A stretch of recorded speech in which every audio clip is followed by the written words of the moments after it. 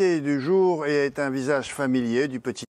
Notre invité du jour est un visage familier du petit écran puisqu'elle est présente sur France 2 assez souvent dans une émission de l'après-midi comme antiquaire. Elle s'appelle Caroline Margeridon. Elle publie un ouvrage dans lequel elle revient sur son parcours assez atypique. Ça s'appelle Libre. On en parle tout de suite avec elle.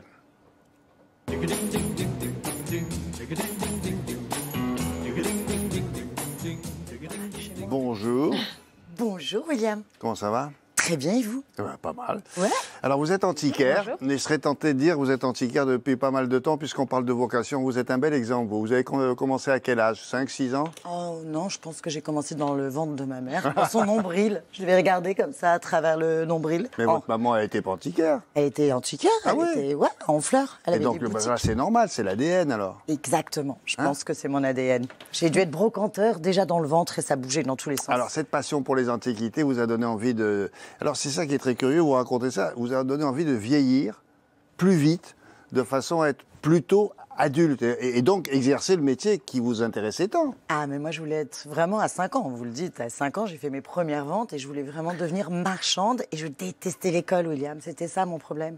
Et j'avais compris quelque chose, c'est qu'il Ça fallait arrive à que des je gens très travaille. bien, vous savez. C'est vrai? Bon, tant mieux. Ça me donne du courage. Et donc, je me suis vieillie, mais vraiment physiquement. C'est-à-dire que pendant des années, j'étais habillée avec des tailleurs de vieilles Mais qu'est-ce qu'elle dames. Je disait, mettais votre des mère, en fausses disant- lunettes. Je faisais des chignons de Mais elle vous vieille. disait rien, votre maman, en disant bon, pourquoi tu t'habilles comme ça, Caroline? J'avais une mère qui était vietnamienne et qui faisait tellement jeune que déjà tout le monde pensait que c'était ma sœur. Donc j'ai eu déjà très jeune le rôle de mère par rapport à elle. Ah. Donc déjà ça a été compliqué. Mais quand vous faisiez vos premières ventes à 5 ans, c'était les copines, c'était... Ah non, j'avais pas... mais les gens s'arrêtaient. J'avais un petit pignon, j'étais dans la rue, dans une foire qui s'appelle la Foire à la Ferraille au jambon à Chatou. Ouais. Et les gens me voyaient, j'avais un petit étal comme ça, Avec quoi, des objets de chez vous, de la maison? alors que je trouvais dans les poubelles. Et mon anniversaire tombait pendant cette foire. Donc tous les brocanteurs qui m'adoraient déjà à l'époque me donnaient des cartons entiers d'objets, un peu cassés, hein, et moi je les vendais.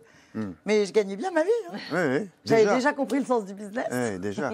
Lorsque vous parlez de vous, d'ailleurs, dans le livre, vous comparez un garçon manqué. Quand on vous regarde, on se dit, tiens, c'est comme ça, les garçons manqués. Ben, c'est ça mon On problème. voit à quel point vous aviez un caractère très affirmé. Est-ce que c'est comme ça qu'une femme, en tout cas aujourd'hui, dans ce siècle-là, doit se comporter pour être acceptée par les autres et par les hommes en particulier? Alors, je pense qu'aujourd'hui, moi je vois parce que j'ai une fille qui a 23 ans et qui travaille depuis 2 ans maintenant, on n'a plus besoin d'affirmer le côté « je suis un mec avant d'être une nana ».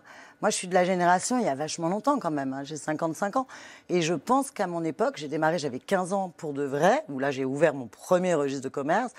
Là, il fallait prouver qu'on était autre chose qu'une blonde. C'est compliqué, William.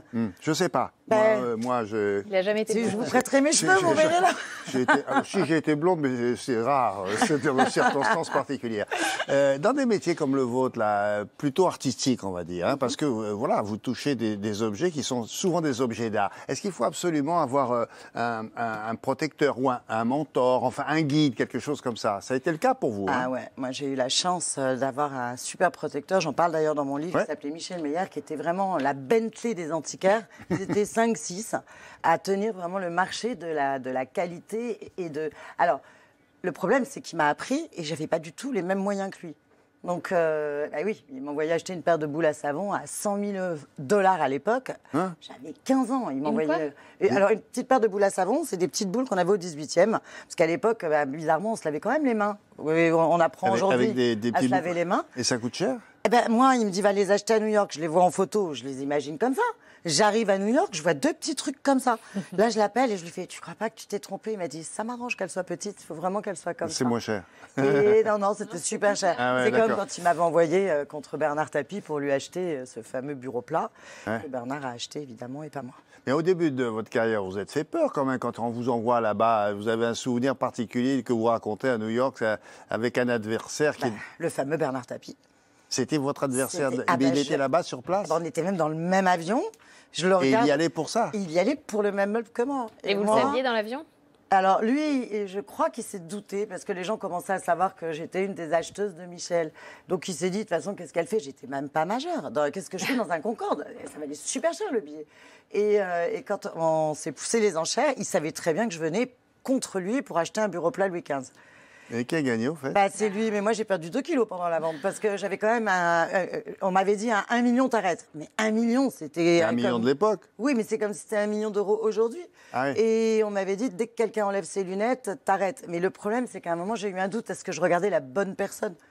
J'en ai eu des frayeurs dans ce métier. Mais Oui, c'est un mais jeu, c'est ce que vous racontez, mais pas seulement ça, si ça vous intéresse. Ça s'appelle Libre, c'est signé Caroline Margeridon et c'est publié chez Plomb. Vous racontez même vos amours, mais là, par pudeur, je vous laisserai lire ce livre. Merci de votre visite. Merci de m'avoir invité. Bonne journée, à bientôt. vous aussi. Au revoir.